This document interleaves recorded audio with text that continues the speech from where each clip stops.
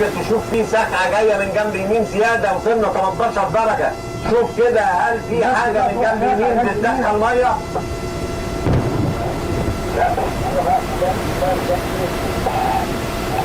طيب امال ايه ده؟ انت الطرمبه شغاله والبلص بيتملي وما عملتش اي حاجه، الساقعه بتزيد. طيب شوف هل الميه بتزيد في جنب يمين ولا ايه؟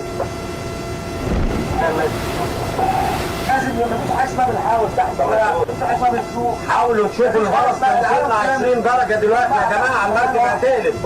كل واحد في مكان واحد بيتكلم ورفع عينه بيريحك.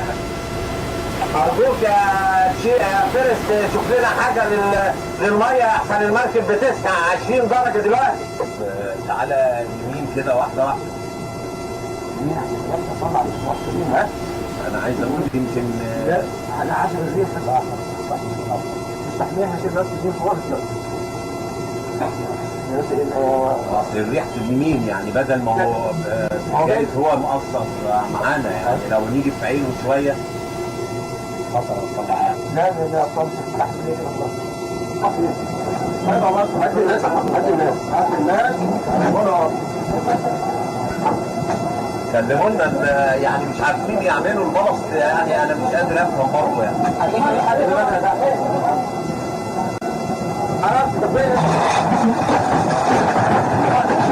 السكعة اللي 25 يا مدور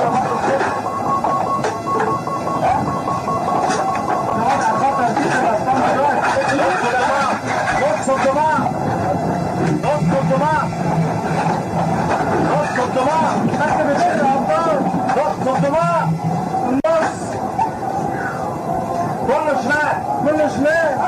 مركب بتغرق ابطال. ضغط الدماء النص. كله شمال. مركب بتغرق ابطال. كله شمال. ابعت مين دي يا مركب غرقت ابطال.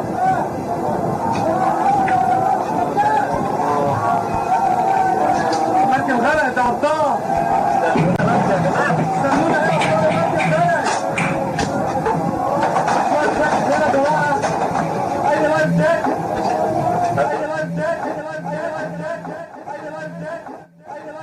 مركب غرقت ابطال.